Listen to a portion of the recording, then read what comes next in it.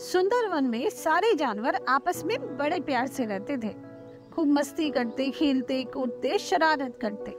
बहुत अच्छा माहौल था सुंदरवन का। उन्हीं जानवरों में टुन्नी गिलहरी भी थी, जो बहुत प्यारी थी। सारे जानवर उसे बहुत प्यार करते थे, लेकिन टुन्नी गिलहरी बहुत शरारती थी।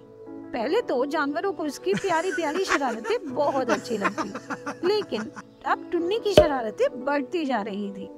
वो लोगों को तंग करने लगी थी।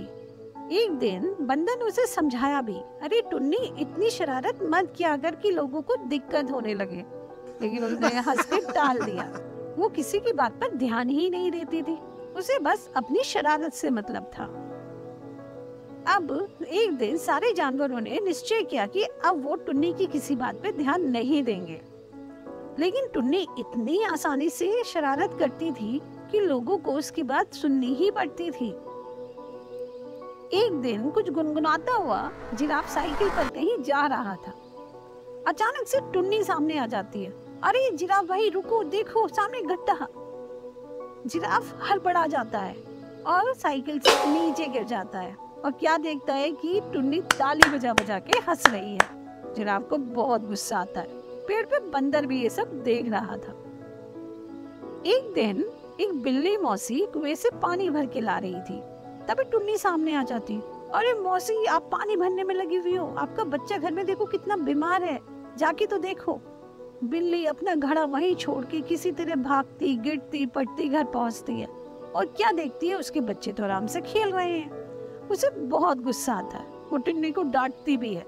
टुन्नी, जरा समय के हिसाब से बोला कर, तुझे पता भी है तेरी शरारत का दूसरे पे क्या असर होता है। लेकिन टुन्नी हंस के चली जाती है। एक दिन डॉक्टर हाथी किसी काम से शहर जा रहे थे। तभी टुन्नी आती है।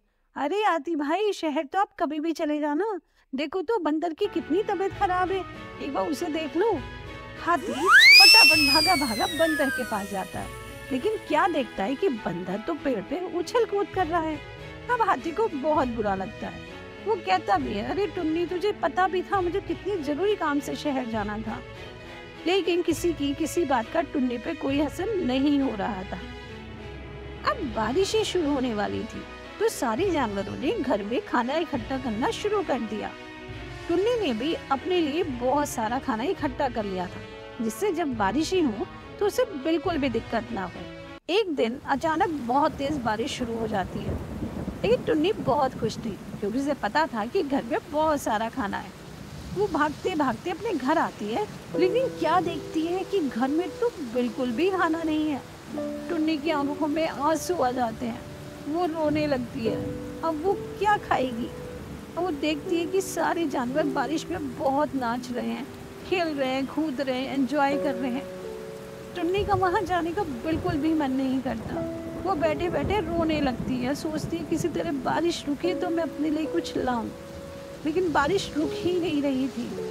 किसी तरह थोड़ी देर बाद वो घर से निकलती है और देखती है कि जानवर तो बड़े खुश हो रहे हैं। जब वो रोती हुई टुन्नी को देखते हैं तो वो पूछते हैं, अरे टुन्नी, तुझे क्या हुआ, हमेशा दूसरों पे हंसती रहती है और आज तो रो कैसे रही है।